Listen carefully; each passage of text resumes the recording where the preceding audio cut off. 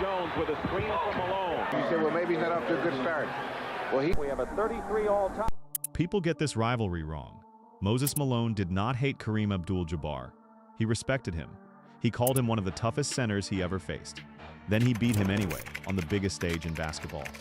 In 1983, Moses Malone and the Philadelphia 76ers swept Kareem's Los Angeles Lakers in 4 straight games. Moses averaged more than 25 points a game. He grabbed 18 rebounds a night. He walked away with the Finals MVP trophy. Philadelphia had come close before and fallen short. Julius Erving had led the 76ers to the finals multiple times across the previous decade, only to watch the trophy slip away again and again, including a painful loss to these very same Lakers just 1 year earlier. Fans in Philadelphia, patient for years, had grown tired of near misses and second-place finishes. They needed one more piece, a center who could finally match up with the size and skill waiting for them in Los Angeles. For years, fans had argued about who the best center in basketball really was. That series ended the argument. But this is not a story about disrespect. It is not a story about one man tearing another one down. Kareem was already a legend before Moses ever stepped on an NBA court. He had the skyhook, a shot so smooth and so high that defenders called it unstoppable. He had championships. He had size, skill, and years of experience. Moses knew all of that. He said so plainly. Whenever anyone asked him about Kareem, he never mocked him. He never bragged about beating him. He simply studied him piece by piece until he found the cracks, where Kareem stood, when he liked to catch the ball. How far he needed to be from the rim to feel comfortable. Moses learned all of it.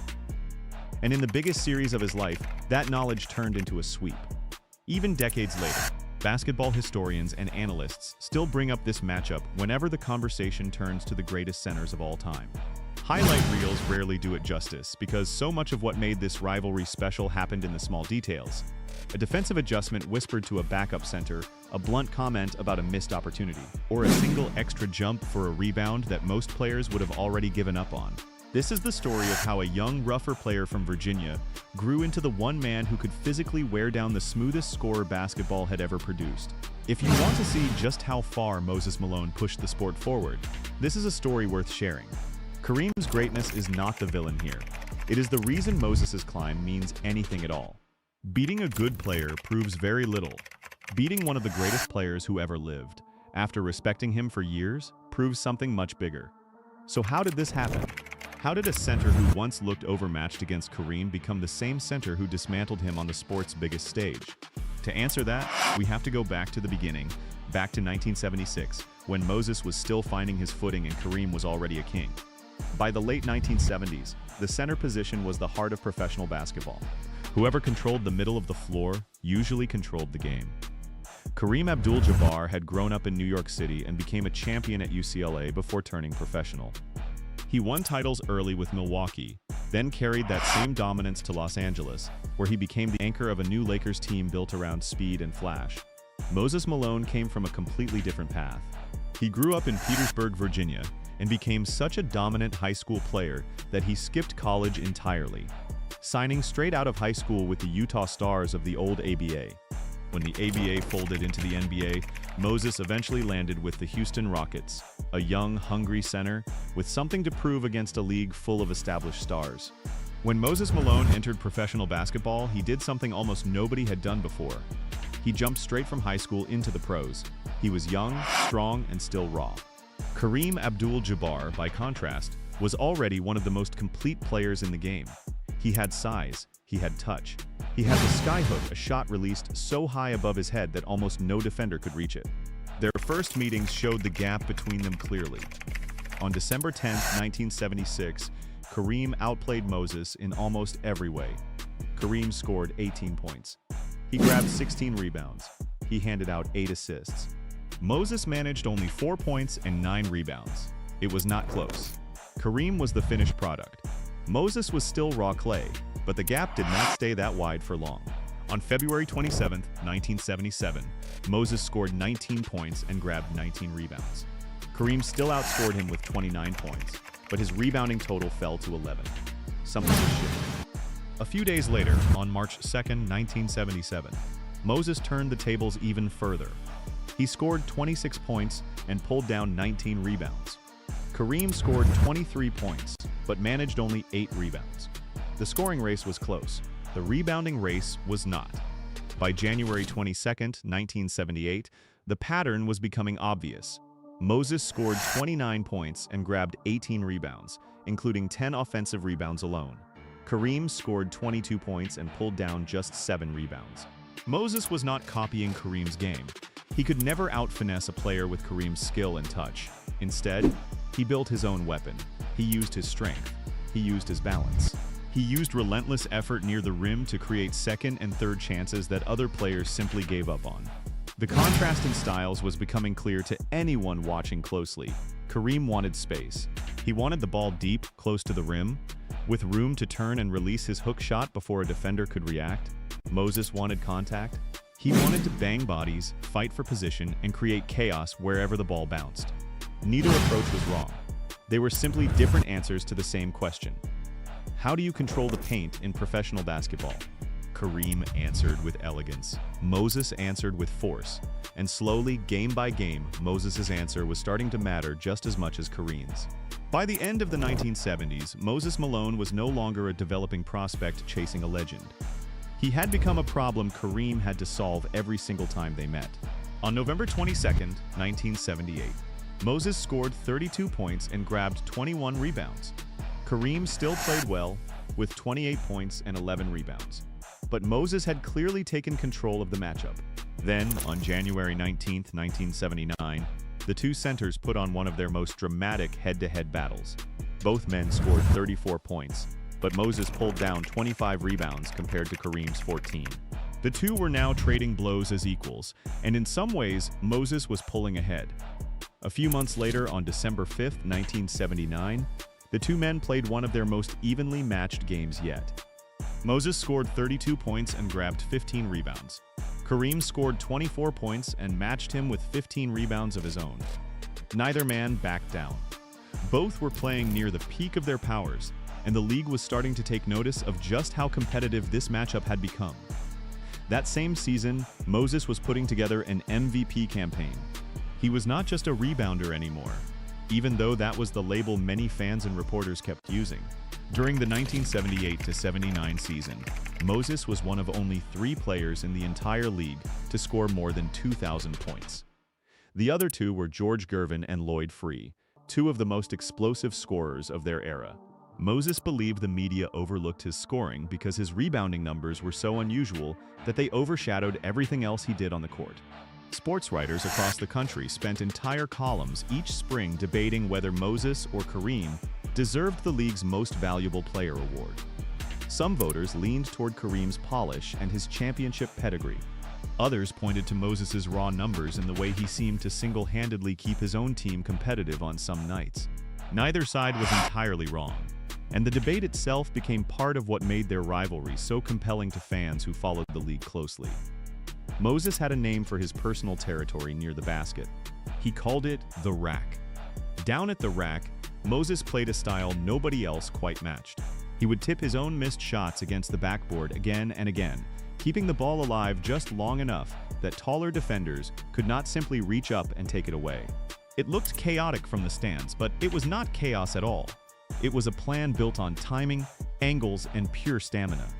When Moses won his first MVP award in 1979, he joked that he never expected to lead the league in rebounding, adding that he got plenty of help because his own teammates missed so many shots for him to chase down. That kind of humor hid something important. Moses' rebounding was not blind hustle, it was a calculated skill. He read where a shot was likely to bounce. He understood angles better than almost anyone else on the floor, and every single one of those extra jumps chipped away at the height advantage that finesse centers, including Kareem, usually relied on to control a game. Teammates and opposing players alike described a level of stamina that seemed almost unnatural. Moses would go up for a rebound, get out-muscled for position, land, and immediately go up again before the ball ever touched the floor.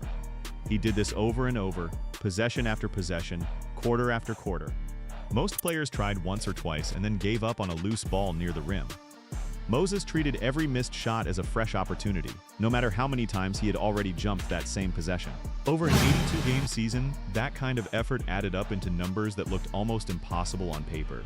Yet Moses produced them year after year with a consistency that few big men in history have ever matched. If Moses' talent proved he belonged in the same conversation as Kareem, one November night in 1980 proved something even more important: that Moses understood the game at a level far beyond his own individual matchups. Kareem was always at his most dangerous when he caught the ball deep in the paint, faced the basket, and worked one-on-one against a single defender. Moses recognized this pattern clearly, and instead of trying to guard Kareem by himself the entire night, he built a plan and handed it to his own backup center, Billy Paultz. Moses told Paultz to angle his body toward the baseline. The idea was simple: force Kareem away from the middle of the lane where his favorite hook shot lived, and push him toward less comfortable spots on the floor. Do not let him catch the ball deep and set up easily. The plan worked better than almost anyone expected. Kareem made only one field goal in the entire fourth quarter. He missed two crucial shots in the final 90 seconds of the game.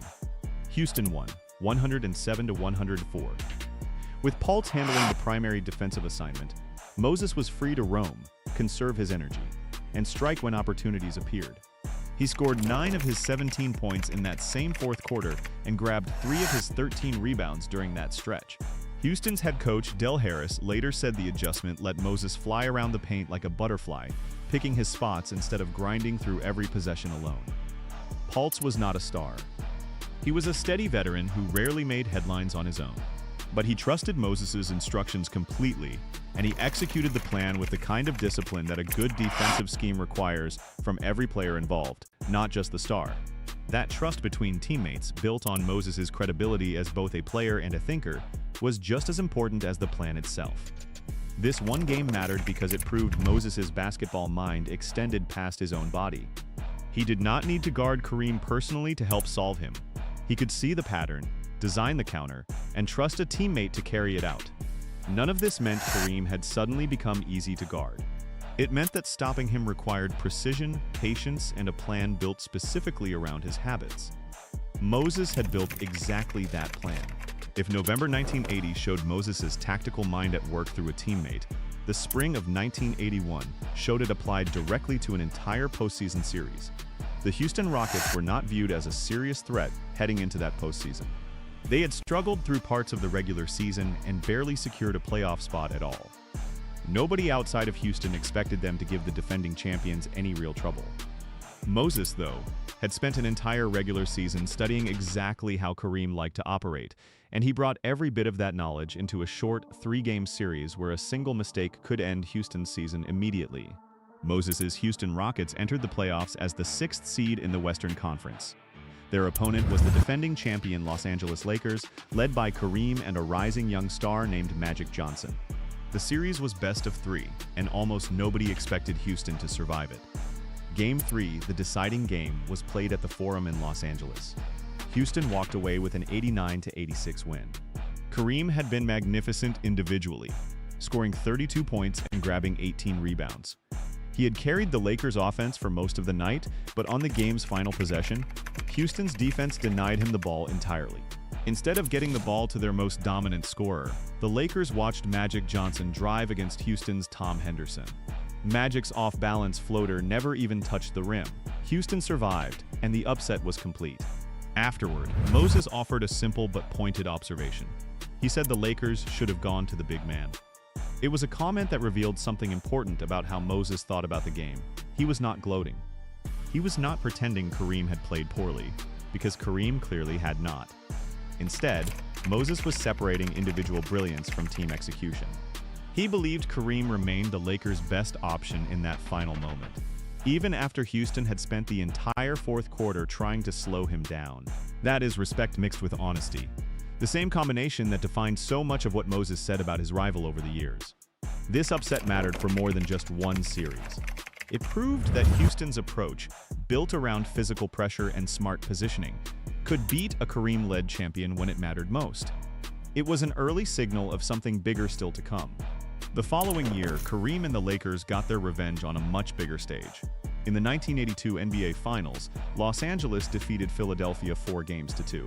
Kareem controlled the interior against Philadelphia's centers, Darryl Dawkins and Caldwell Jones, and the 76ers simply did not have an answer for him. Philadelphia's front office studied that series closely. and they came away with one clear conclusion. If they wanted to beat Kareem's Lakers, they needed a center who could match his size and beat his strength. They needed Moses Malone. Houston, for its part, was entering a rebuilding phase and open to moving its franchise center for the right package of picks and young talent. Philadelphia's ownership, led by Harold Katz, saw an opportunity and moved quickly. Unwilling to spend another offseason wondering how they might finally get past Kareem and the Lakers, during the 1982 offseason, Philadelphia acquired Moses from Houston. The contract they gave him was enormous for its time, 6 years and $13.2 million, described in reports from that era as a record deal. During negotiations, Moses made his priorities known clearly. He rejected any form of deferred payment, insisting on being paid immediately.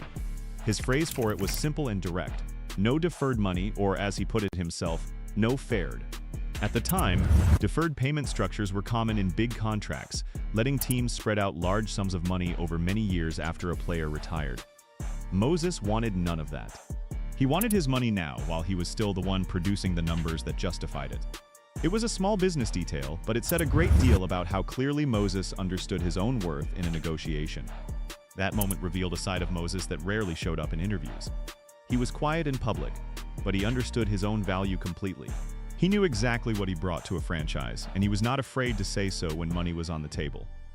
Philadelphia was not just adding a rebounder to their roster. They were adding the one center built specifically to challenge Kareem Abdul-Jabbar, physically and mentally, over a full 7-game series if it came to that. Moses joined a Philadelphia roster that already had serious talent. Julius Erving brought years of high-flying scoring and leadership. Andrew Toney provided a dangerous scoring punch from the backcourt.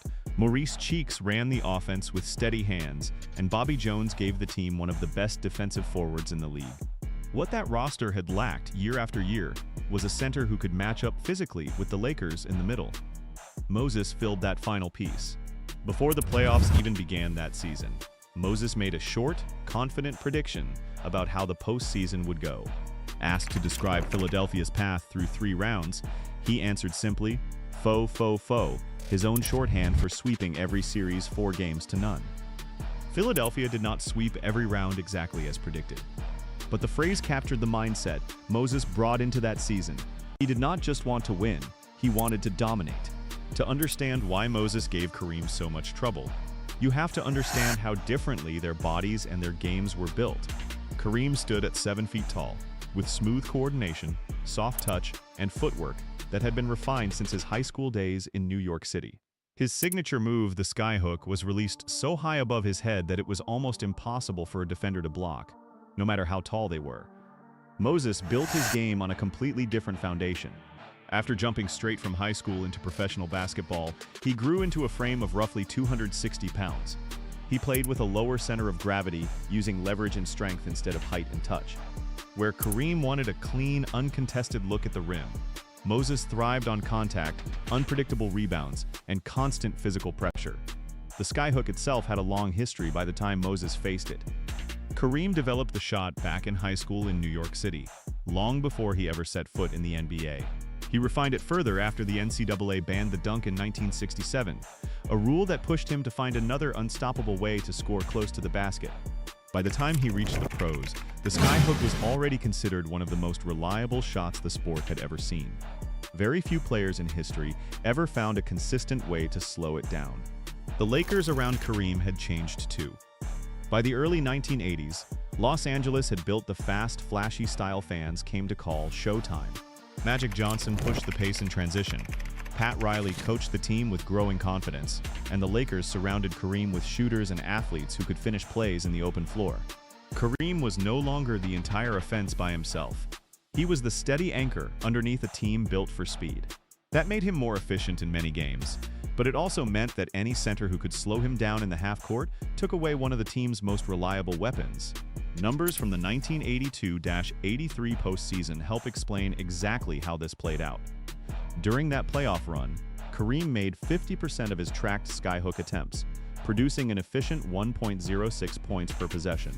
Against a leaner defender like Portland's Wayne Cooper, that number climbed even higher. Kareem made 63% of his skyhooks against Cooper, generating 1.39 points per possession. Against more physical centers like Artis Gilmore and Moses himself, that shot became far less comfortable. Moses' method for disrupting Kareem was simple to describe but difficult to execute.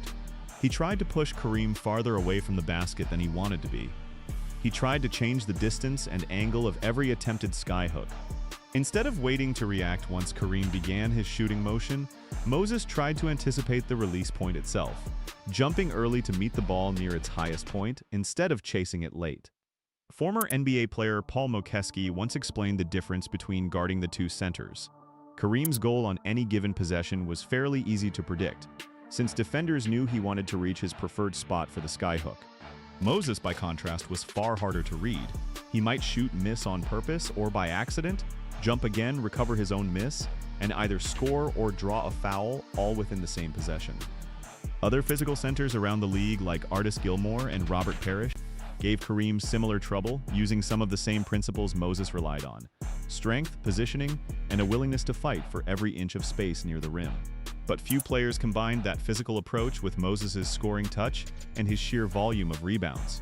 Coaches around the league began to take notice, and front offices increasingly searched for centers who could offer both size and relentless effort, rather than finesse and shooting touch alone, hoping to find their own version of the problem Moses had created for Kareem. In many ways, Moses' success against Kareem helped reshape how front offices valued the center position for years afterward.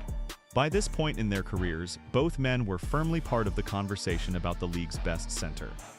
Moses won 3 separate MVP awards between 1979 and 1983. Kareem, meanwhile, was already established as the league's dominant big man, with championships and individual accolades built up over more than a decade. Their meetings had become something bigger than one game, or even one season. They represented 2 completely different ideas about how a center could control a basketball game, and neither idea was wrong. Moses' style was simply and unusually effective against Kareem specifically. All of this build-up led to the moment that defined both of their careers forever: the 1983 NBA Finals. Moses had completely transformed Philadelphia's roster from the moment he arrived. The 76ers finished the regular season with a record of 65 wins and only 17 losses. Waiting for them in the finals were the defending champion Lakers, led once again by Kareem Abdul-Jabbar. The series opened in Los Angeles, where Philadelphia stole home court advantage away from the defending champions almost immediately. From the very first game, Moses set the tone. He crashed the boards on both ends of the floor, refusing to let a single missed shot simply end a possession. When the series shifted to Philadelphia, the crowd at the Spectrum sensed something historic building in front of them. Fans who had waded through years of near misses watched Moses control the paint with a physical style the building had rarely seen against a champion of Kareem's caliber. Every offensive rebound brought the crowd to its feet, not because the shot itself was spectacular, but because everyone in the building understood exactly what those extra possessions meant for the outcome of the series. The pattern was already locked in by then. The Lakers could not find a way to keep Moses off the offensive glass, and every extra possession created seemed to matter more as the games went on. Los Angeles tried different looks, different rotations, and different ways of fronting the post, but nothing changed the outcome. Philadelphia did not just beat Los Angeles.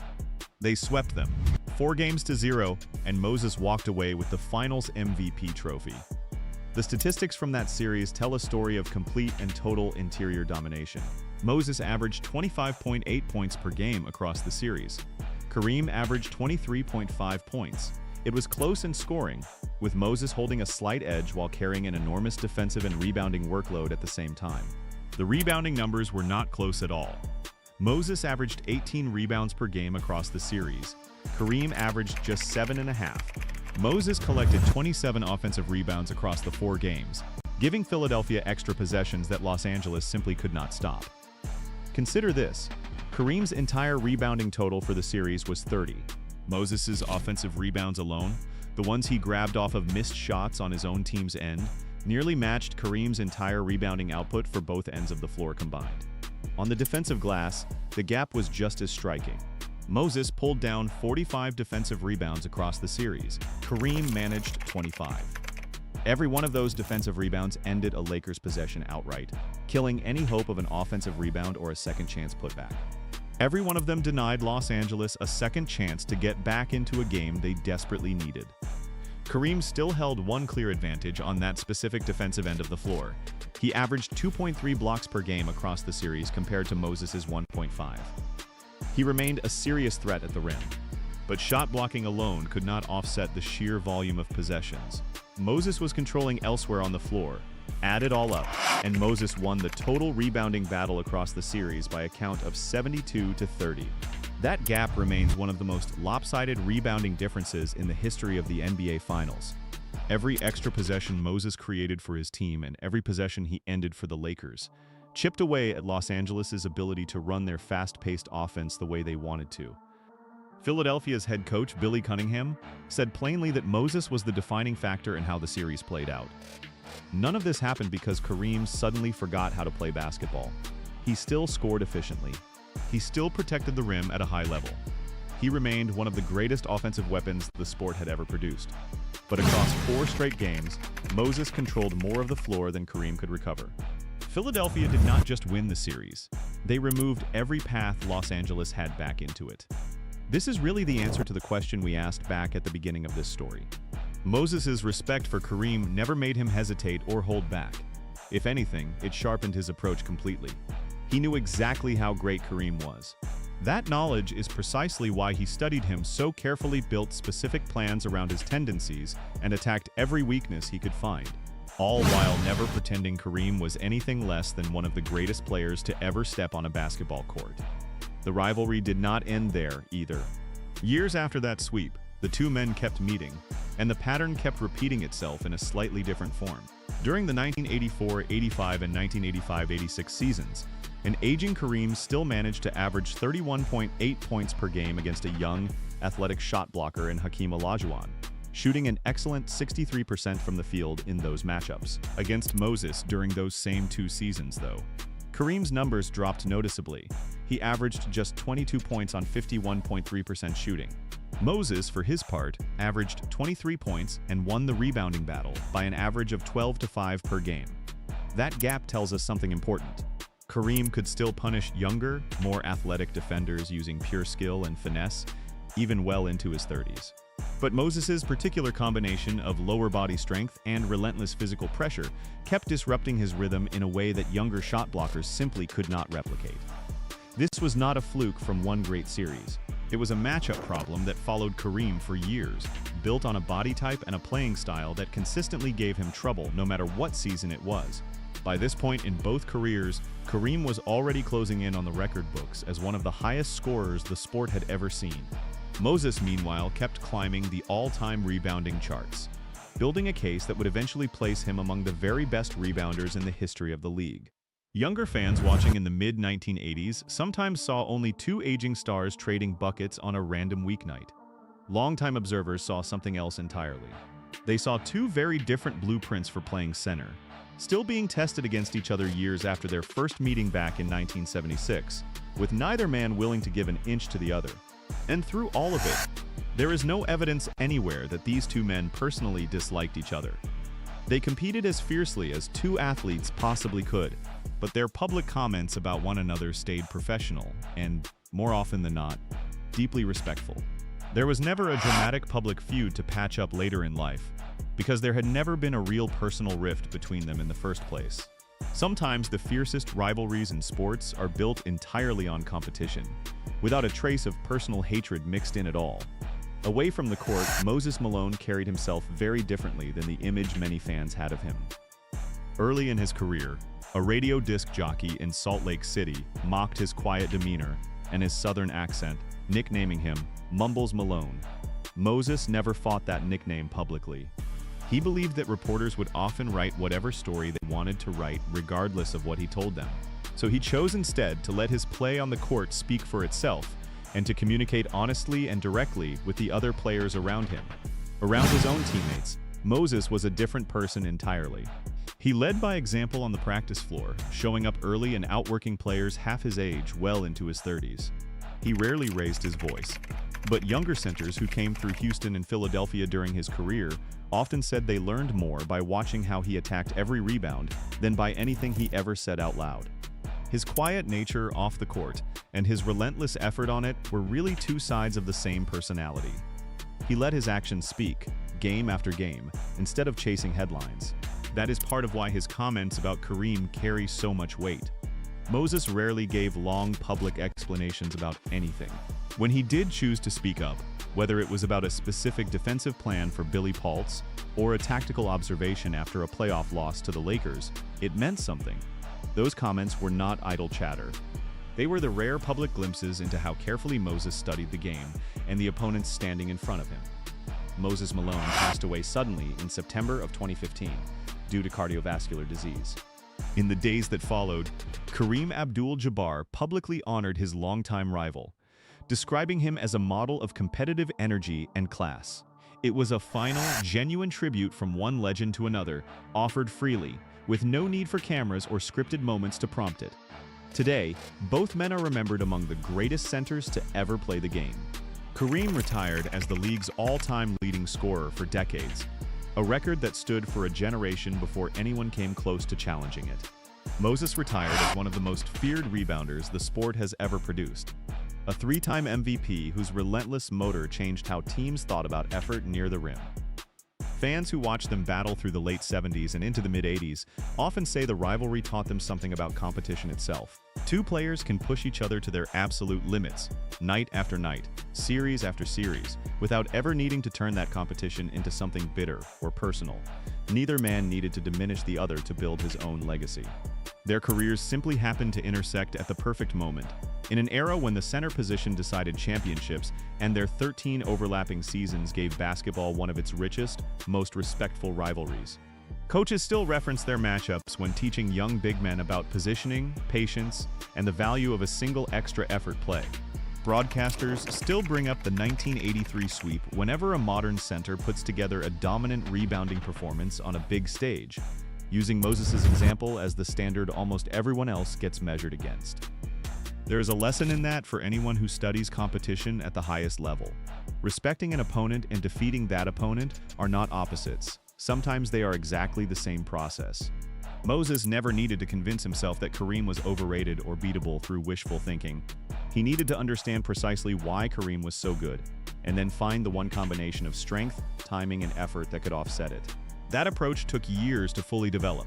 It cost him plenty of lopsided losses along the way, especially in those very first meetings back in 1976, when Kareem's experience and polish simply overwhelmed a younger, rawer opponent who had not yet found his footing at the professional level. But patience, repetition, and honest self-assessment eventually produced one of the most complete individual performances in finals history. In the end, Moses Malone's greatness was never built on tearing Kareem Abdul-Jabbar down. It was built on the opposite approach entirely. He understood exactly how great Kareem was. He respected the size of the challenge, standing in front of him every single time they met on the court. And through years of study, physical growth, and relentless effort, he became the one center strong enough, smart enough, and prepared enough to beat him when it mattered most. That is the real story behind the words, "He's the greatest." Moses believed it about Kareem completely right up until the moment he proved on the sport's biggest stage that he could stand right beside him as an equal, and on that one unforgettable night in June of 1983, even a step ahead of him. Iverson draws Jordan now. Defense whatsoever to that. 7 minutes into the first quarter. NBA legends were asked about Allen Iverson's heart, and they did not start with a championship ring. They started with a body that should not have survived the NBA at all. Iverson never won a title. He stood a generous 6 feet tall. He weighed about 165 pounds. He played in an era packed with giant defenders and huge men guarding the rim. None of that should have worked. Yet the players who faced him kept saying the same thing. They talked about his heart. Picture him in 2001, dragging a battered body through the playoffs, refusing to slow down, and reaching the NBA Finals as the smallest man on the floor. And if that kind of fight is why you still remember Iverson, use the hype feature right now and give this video some hype as we look at why the legends respected him so much. He was hurt in more places than most players admit to in a career, and he still logged 46 2/10 minutes a night across 22 playoff games. He kept driving at defenders twice his size, like the pain did not apply to him.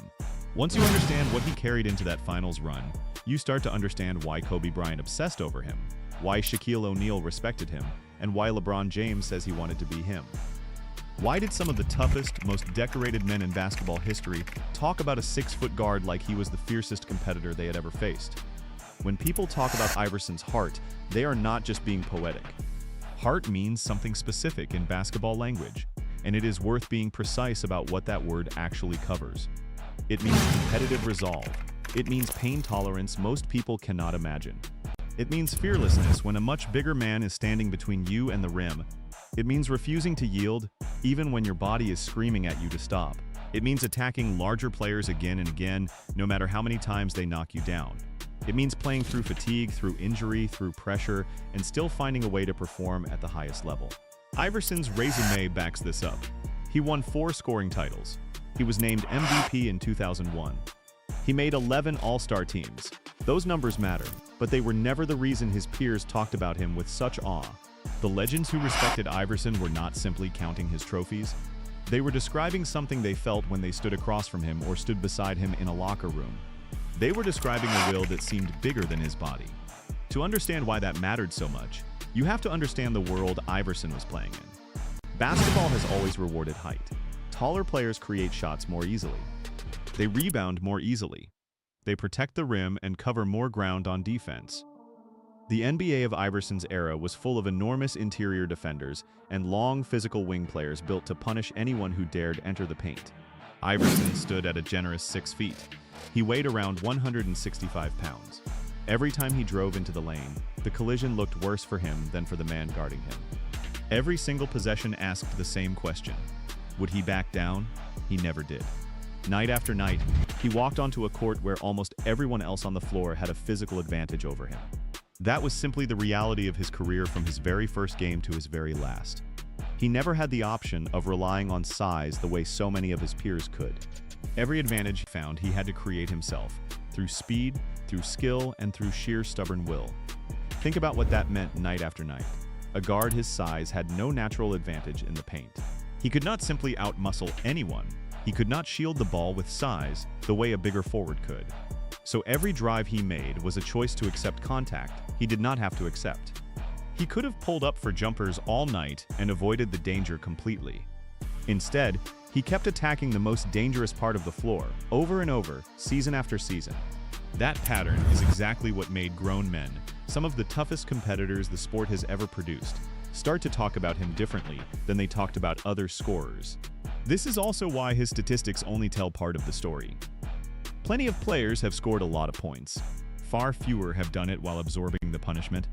Iverson absorbed on a nightly basis, at his size, against opponents that outweighed him by 70 or 80 pounds. His scoring titles prove he was brilliant. His willingness to keep driving into danger, possession after possession, is what proves he had heart. That refusal to back down is what turns a talented player into a legend.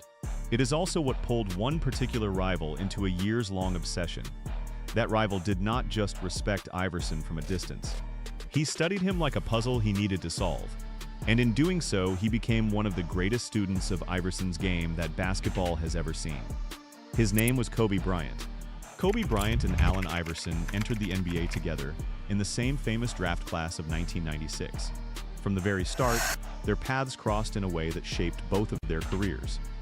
On November 12, 1996, Iverson scored 35 points against the New York Knicks at Madison Square Garden. That same night, Kobe played only 5 minutes in a Lakers win over Houston.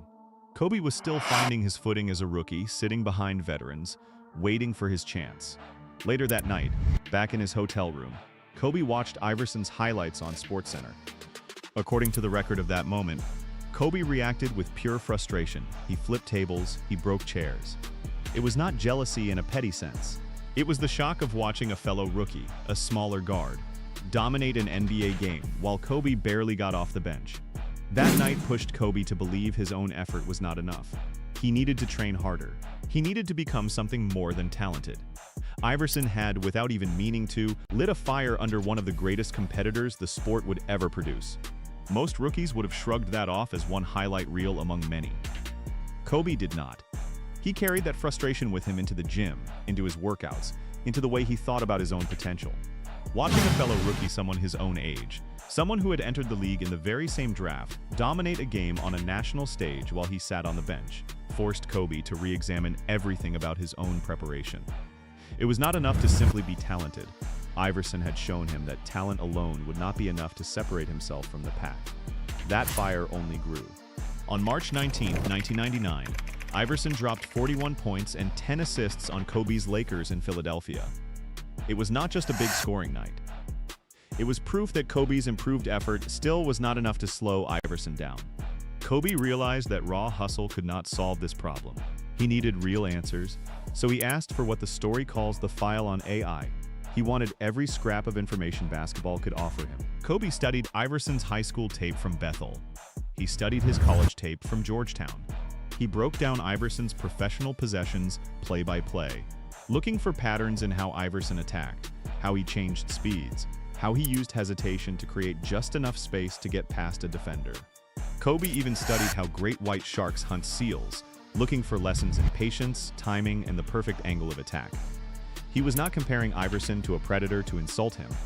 He was trying to understand the same instincts that made a shark's hunting so effective: patience, precision, and picking the exact right moment to strike, and applying those lessons to guarding the fastest first step in the league. Iverson's game was so difficult to solve that Kobe needed to reach outside basketball entirely to find the right comparison. Think about that for a moment. This was not a young player casually watching film the night before a game. This was one of the most driven athletes in the world, treating a single opposing guard like a scientific problem that needed to be solved from every possible angle. From high school tape to college tape to nature documentaries. That level of obsession does not happen for an ordinary opponent. It happens when someone recognizes a threat unlike anything they have faced before. All of that preparation led to February 20th, 2000. Kobe asked to guard Iverson at halftime. He held Iverson scoreless for the entire second half. It would be easy to read that moment as proof that Iverson had a weakness. The real story is the opposite. It took one of the most gifted, most obsessive competitors in basketball history years of dedicated study just to slow Iverson down for a single half of a single game. That is not a story about Iverson's limits. It is a story about how much respect his game demanded. Kobe eventually put his admiration into words that basketball fans still repeat today. He said, "We should all be fortunate that Allen Iverson wasn't 6'5". Think about what that sentence really means. Iverson already had blinding speed. He already had elite skill. He already had courage that let him attack anyone in front of him. He already had a motor that never seemed to run out. Kobe was saying that if you added several more inches of height to all of that, the rest of the league would have had no answer at all. Iverson's size was, in Kobe's eyes, the only thing keeping the league even remotely balanced against him. Their story did not end as rivals. In August 2020, after Kobe's death, Iverson wrote a tribute called Dear Kobe for the Players Tribune. In it, Iverson called Kobe the toughest man that I've ever seen in this game. He called him a cold-blooded serial killer. He called him the fiercest competitor I've ever seen. Those are not soft words. They are the words of one warrior recognizing another. Iverson and Kobe came from different backgrounds. They had different bodies, different builds, different styles. But underneath all of that, they saw the exact same thing in each other. A refusal to give anything less than everything, on every single possession, for as long as the game lasted. What makes this story so powerful is that Iverson did not simply earn Kobe's respect the way a player earns applause from an opponent after a good game. Iverson changed how Kobe prepared. He changed how hard Kobe trained. He raised the bar for what obsession with basketball could even look like. A man who would go on to become one of the greatest competitors of all time needed years to find an answer for Iverson. And even then, he still walked away in awe of him. That kind of respect does not stay in the past. It carries forward. And nowhere would Iverson's price for greatness become more visible than on the biggest stage basketball has to offer, the 2001 NBA Finals, where Kobe and his Lakers stood on the other side of the floor. Watching Iverson push a battered, undersized body through the fight of his life, refusing at every turn to let his damaged body dictate how hard he was willing to play. The 2000-01 season is where Iverson's heart stopped being a talking point and became something you could see with your own eyes. That year, Iverson won the NBA MVP award. Philadelphia had a defense built on toughness, but the roster was thin on offensive weapons around him. That meant Iverson had to carry an enormous scoring burden, almost every single night, under head coach Larry Brown. And with Kobe Bryant and Shaquille O'Neal waiting on the other side of the league, Iverson pushed that undermanned Philadelphia team all the way to the NBA Finals. He did it while his body was falling apart. During that playoff run, Iverson played through a broken finger. He played through bursitis in his elbow. He played through a sprained ankle. He played through a severe tailbone contusion. He played through facial lacerations. Any one of those injuries would keep most athletes on the bench for weeks.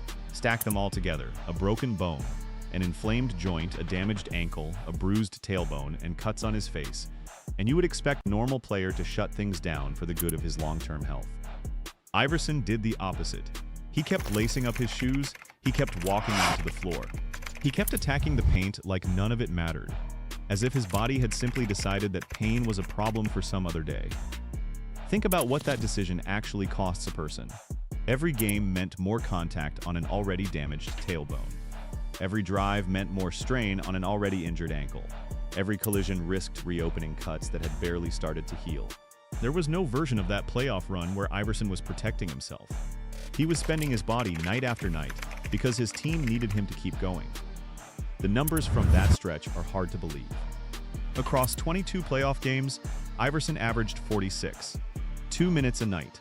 He often attempted more than 25 shots a game, and he did all of it while repeatedly driving into defenses built around some of the biggest, most physical players in the league. This was not a single heroic night. It was weeks of sustained punishment that he simply refused to let slow him down. Game after game, series after series, he kept absorbing hits that would have sent most players to the trainer's table for good, and he kept coming back the very next night ready to do it again. Widen the view even further, and the pattern becomes even clearer. This was not a one-season burst of effort. It was a career built on the same relentless workload year after year. In 1998-99, during a shortened season, Iverson averaged 41, 5 minutes and 26, 8 points a game. The next year, 1999-00, he averaged 40, 8 minutes and 28, 4 points. Then came that MVP season, 2001, with 42, 0 minutes and 31, 1 points a game. He followed it with 2001-02, averaging an even heavier 43, 7 minutes and 31, 4 points. In 2002-03, he played every single one of Philadelphia's 82 games, averaging 42, 5 minutes and 27, 6 points.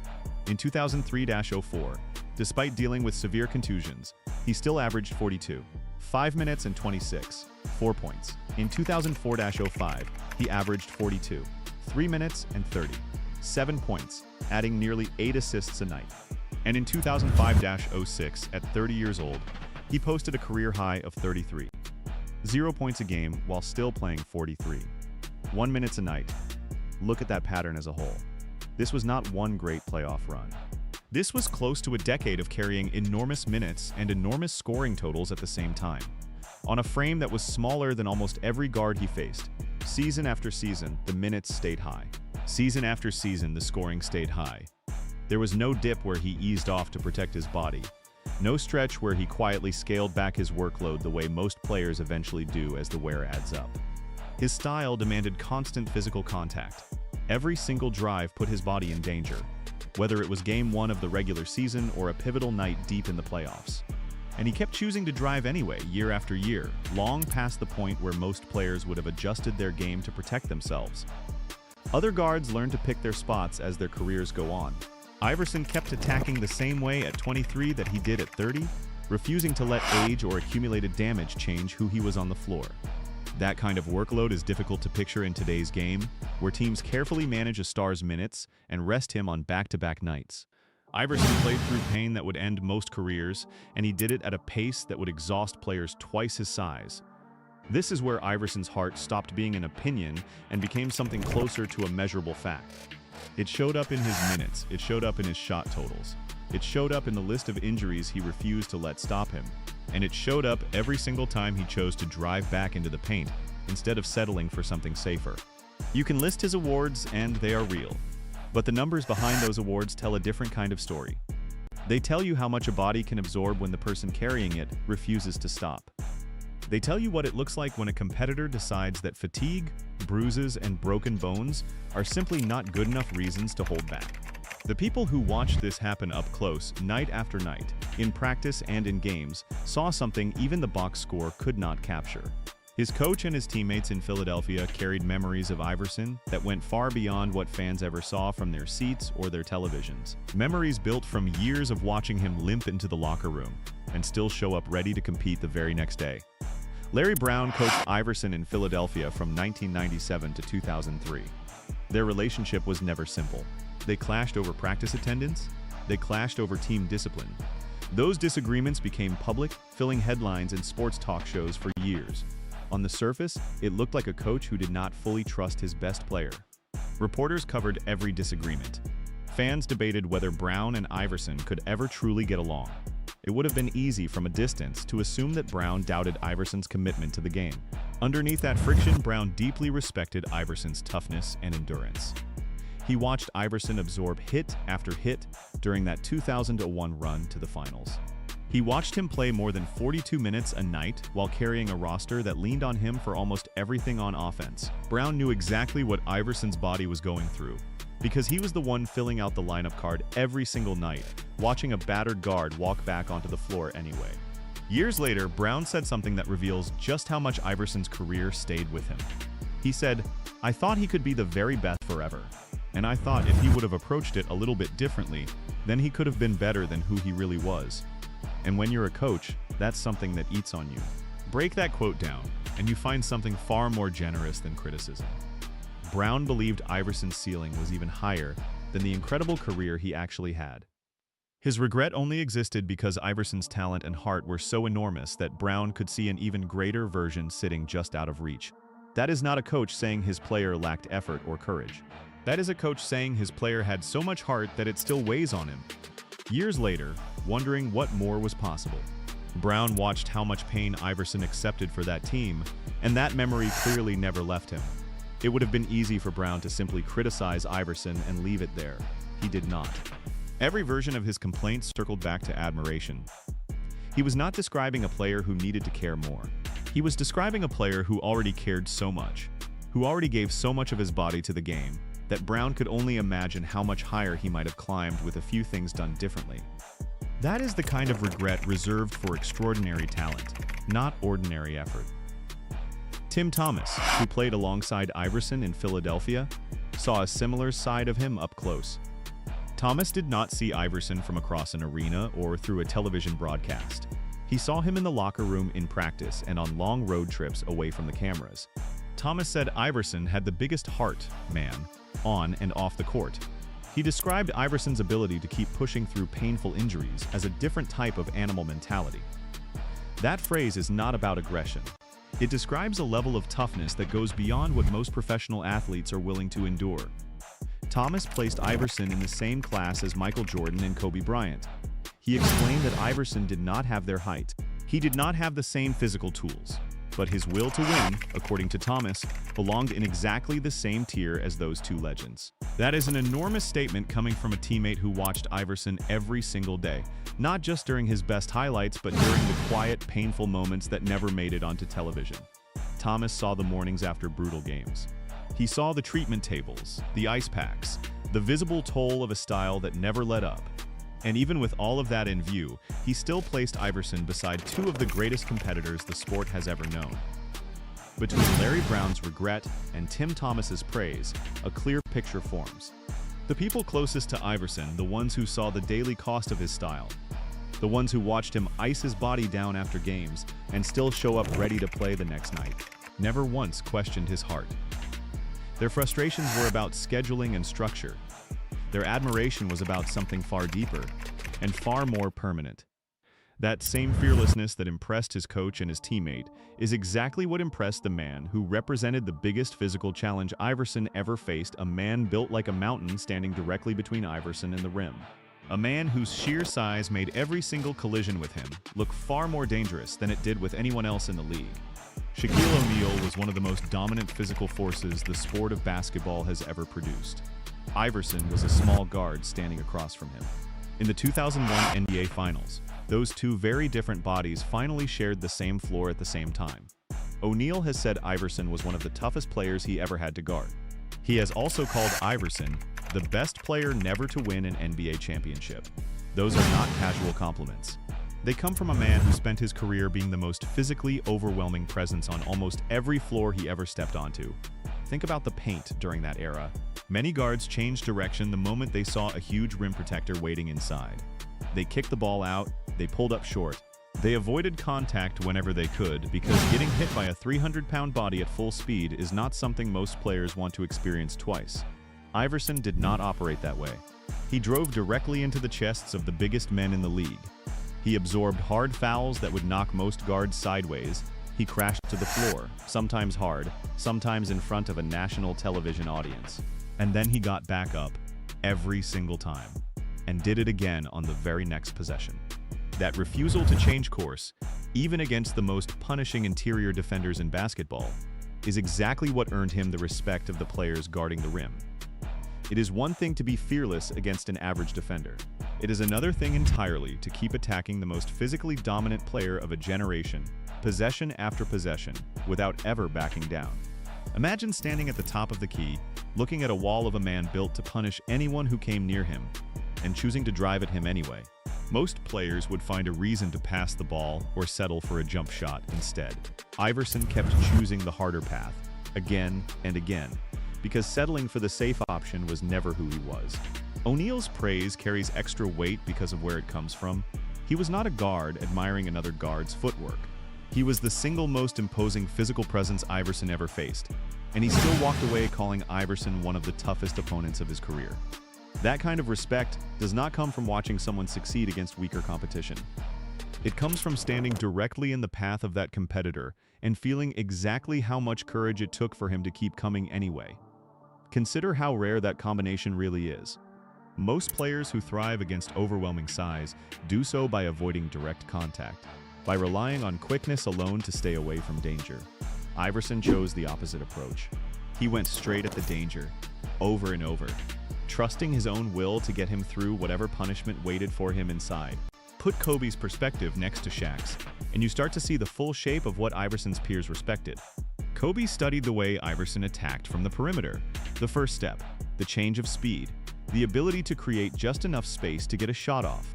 Shaq respected what Iverson did once he got all the way into the paint, the willingness to absorb enormous contact and keep pushing toward the rim anyway. Between the two of them, they covered both ends of Iverson's game, the outside threat and the interior courage, and both men came away with the same conclusion. This was a competitor who refused to be intimidated by anyone, whether that opponent was quick enough to stay in front of him or big enough to flatten him at the rim. Two of the greatest players of that entire era, standing on opposite ends of the physical spectrum, arrived at the exact same judgment about the smallest man on the floor. That kind of agreement, coming from two legends who rarely agreed on anything easily, says everything about how rare Iverson's courage really was. That kind of fearlessness did not stay contained to Iverson's own era. It reached forward into the next generation of NBA superstars, shaping how they saw the game and who they wanted to become. LeBron James grew up watching Iverson play, and Iverson became far more than just a favorite player to him. LeBron came of age in the late 1990s and early 2000s, right as Iverson was becoming one of the most recognizable stars in the entire league. And Iverson shaped the way LeBron thought about what greatness could look like. LeBron has said, "I didn't want to be Michael or Magic. I wanted to be Allen Iverson." Think about how remarkable that statement really is. Michael Jordan and Magic Johnson represent the classic model of NBA superstardom. Players built like ideal athletes, smooth, polished, and physically overwhelming in obvious ways. LeBron, who would grow into a 6'9", 250-pound frame, still looked past those towering examples and pointed to a 6-foot guard instead. Iverson represented something different to him: authenticity, courage, and an emotional honesty that LeBron connected with on a deeper level than pure physical admiration. LeBron had every reason to look up to players who matched his own gifts, players built for dominance in the same way he was. Instead, he found something more compelling in a guard who had to fight for every inch he ever gained on the floor. LeBron also called Iverson, pound for pound, the greatest player ever. That phrase, pound for pound, comes from combat sports, where fighters are judged purely on skill and heart, without any credit given for simply being bigger than an opponent. Applying that idea to Iverson means judging him without giving him a boost for size, and instead comparing his skill, his courage, his impact, and his production directly against the body that carried all of it. Viewed through that lens, Iverson's career looks even more remarkable, because every one of his accomplishments came without the physical advantages that most of his peers relied on. Take away the extra inches, the extra pounds, the built-in edge that comes from simply being bigger than the man across from you, and Iverson's numbers still stand out. That is exactly the point LeBron was making when he chose that phrase instead of a simpler compliment. The admiration between the two of them ran in both directions. In 2016, Iverson was asked which active NBA player carried a spirit similar to his own.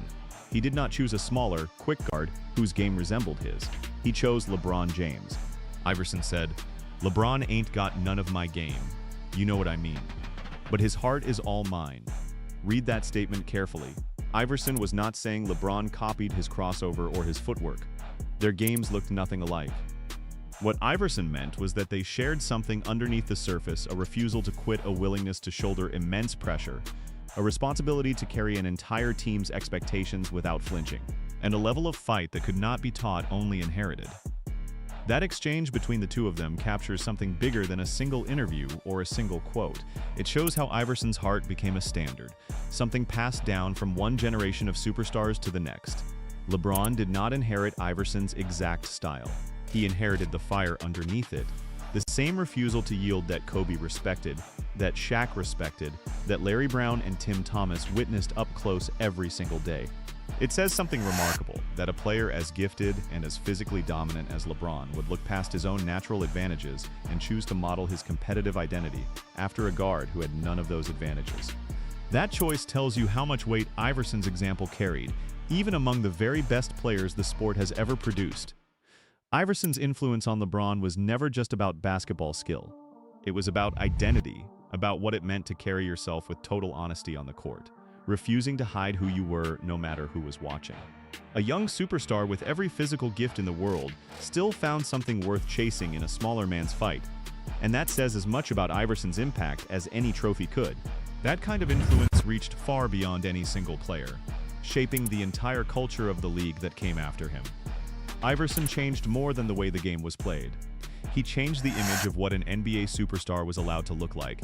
He wore cornrows at a time when that was still unusual for the league's biggest stars. He wore visible tattoos. He wore compression sleeves that became one of his signature looks. He carried the energy of street ball straight into a corporate, highly polished league, and he refused to soften any of it for anyone's comfort. He did not introduce a fashion trend for the sake of attention. He simply refused to hide who he was, even when that honesty brought criticism from outside the sport. That refusal to change came from the exact same place as his refusal to change direction against a huge defender in the paint. Both forms of courage came from the same internal strength. He did not back down from public scrutiny any more than he backed down from a 300-pound rim protector standing between him and the basket. That authenticity is part of why players like LeBron James, Dwyane Wade, and Carmelo Anthony felt such a strong emotional connection to him. They did not just admire his scoring or his handle. They admired a player who walked into every room exactly as himself, without apology, and who backed that identity up with the same fearlessness every single night on the floor. Step back and look at the larger basketball picture. Height has always created an advantage in this sport. Taller players generally have an easier time creating shots, grabbing rebounds, and protecting the basket. Iverson won 4 scoring titles as a guard who stood at a generous 6 feet. His career pushed directly against the belief that only tall wings or dominant big men could truly control a game's scoring. He proved that a smaller player, armed with enough skill and enough heart, could stand at the very top of the league's scorers year after year. His example turned heart into something closer to an equalizer. In a league built to reward size, Iverson showed that will and courage could close a physical gap that most people assumed was impossible to close. That lesson did not just apply to Iverson himself. It became part of how an entire generation of players and an entire generation of fans understood what greatness in basketball could actually mean. Long after his final game, that lesson still holds up. Every time a smaller player refuses to be pushed around by a bigger opponent, every time a guard drives into the paint without flinching at the size of the man waiting there, some piece of what Iverson proved is still being played out on basketball courts everywhere. Put all of these perspectives side by side, and one picture comes into focus. Kobe Bryant studied Iverson for years just to find a way to slow him down for half of one game. Shaquille O'Neal respected the fearlessness that let Iverson drive into the biggest men in the sport without ever hesitating. Larry Brown carried a quiet regret for years, not because Iverson lacked heart, but because he had so much of it. Tim Thomas watched him fight through pain every single day and placed him beside Michael Jordan and Kobe Bryant without a second thought. LeBron James wanted to inherit his spirit more than he wanted to copy any other legend who came before him. Iverson never needed a championship ring to earn any of that deep, lasting respect. He earned it fully from the men who guarded him, coached him, played beside him, and grew up watching him, one hard-fought possession at a time. In a sport built for giants, standing at a generous 6 feet and carrying a battered, undersized body through some of the most demanding moments the game has ever produced, Allen Iverson proved that heart could make a smaller man feel absolutely enormous. And, in AI as a competitor, he drove me to be as more obsessive about the game, because I had to figure out how to solve that problem, And I told him, when I saw him here this weekend, I said, man, you don't realize how much you pushed me. And I don't think people nowadays realize how great you were as a player.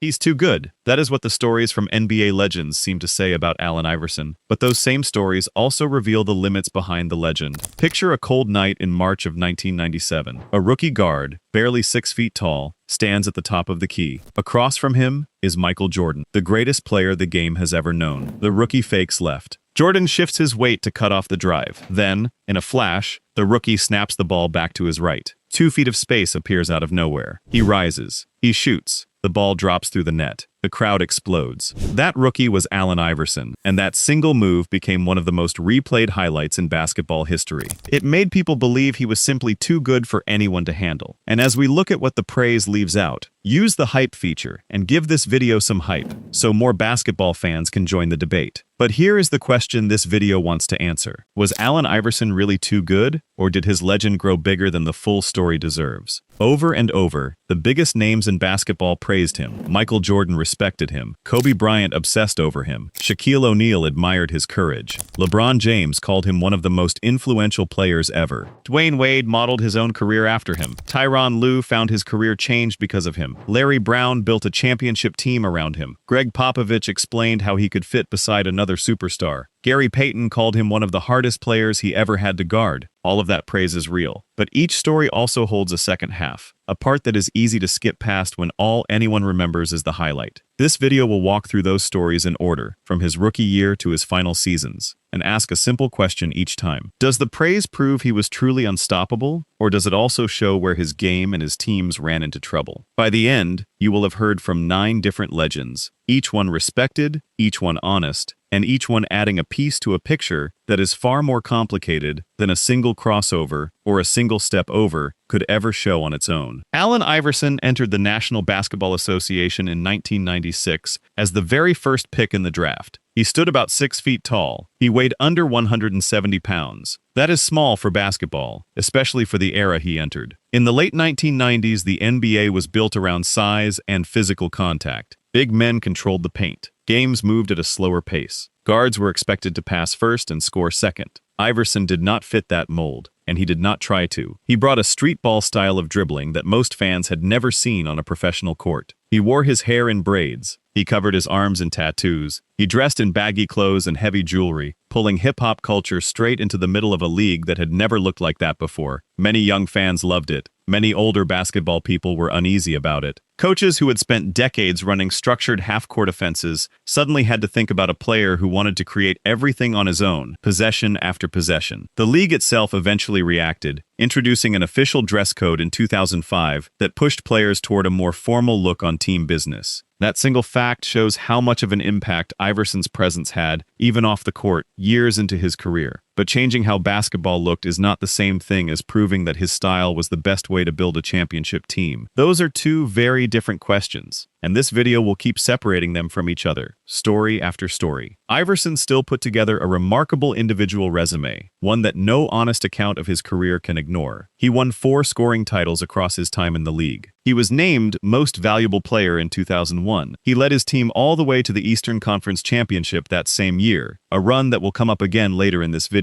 Those achievements are real, and they matter, and nothing that follows is meant to take them away from him. But how he got there, what it demanded from the players around him, and what it cost his own body along the way, is where this story becomes far more complicated than a highlight reel can ever show. To understand the size of the moment, we have to go back to March 12, 1997, at the Core State Center in Philadelphia. Iverson was 21 years old, still a rookie, playing against Michael Jordan and the Chicago Bulls. Jordan was already the most feared player alive, a six-time champion in waiting who had spent a decade proving he belonged at the very top of the sport. During one possession, Chicago's coach, Phil Jackson, called for Jordan himself to switch onto the rookie. Iverson had openly said he wanted to test his crossover against the best player in the world, and now, in front of a packed arena, he finally had his chance. Iverson began with a smaller move, a fake crossover to his left. It was not meant to score, it was meant to read Jordan's feet, to see how he would react to the very first hint of pressure. Jordan shifted his weight to protect the left side, just slightly, the kind of small adjustment that most defenders make almost without thinking. That was all Iverson needed. He snapped the ball back hard to his right. The sudden change of direction opened about 2 feet of space, enough room for a clean look at the basket. Iverson rose and released a 20-foot jump shot. Jordan recovered as fast as he possibly could and contested the shot anyway, closing out with everything he had left. It did not matter. The ball went in, clean, with barely a sound as it dropped through the net. By the end of the night, Iverson had scored 37 points, making 15 of his 23 shots. An extremely efficient night for any player, let alone a rookie, facing the greatest player alive. Jordan finished with 23 points, 5 rebounds, 3 assists, and 2 steals. A quiet but effective night by his own enormous standards. And here is the detail that so often gets left out of the story when people replay the crossover. Chicago won the game, 108-104. The crossover became bigger than the final score. It is still shown today as proof of Iverson's greatness, replayed in highlight packages decades later, but the Bulls walked away with the win that actually counted in the standings. That is the pattern this video keeps coming back to, again and again. A legendary individual moment wrapped around a team result that tells a very different story than the highlight alone. Off the court, Iverson had admired Jordan long before that night, once describing him as having an almost otherworldly presence on the floor, something that separated him from every other player Iverson had ever watched. Years later, the two crossed paths again at a Charlotte Hornets game, long after both men had built their own legacies. Iverson told Jordan how much he respected him. Jordan laughed and told him that he could not truly love him, not after crossing him up like that in front of the entire world. It was a playful moment between two competitors who had earned each other's respect. But it also shows that even Jordan never forgot that single possession from all those years earlier. One move, one basket, and decades later, it was still part of their relationship, still worth bringing up whenever the two of them met. That is the power of the highlight. It is also exactly why it can be so easy to remember the crossover and forget who actually won the game that night in Philadelphia. If Jordan represented Iverson's arrival, then Kobe Bryant represented the response to it, the moment the rest of the league decided it could not simply admire Iverson from a distance. On March 19, 1999, Iverson dropped 41 points and handed out 10 assists against the Los Angeles Lakers, with Bryant guarding him for much of the night. Iverson had picked apart one of the most gifted defenders in the league on a night when Bryant himself was still establishing his own reputation, and Bryant did not take that loss lightly at all. He later admitted that it left him deeply frustrated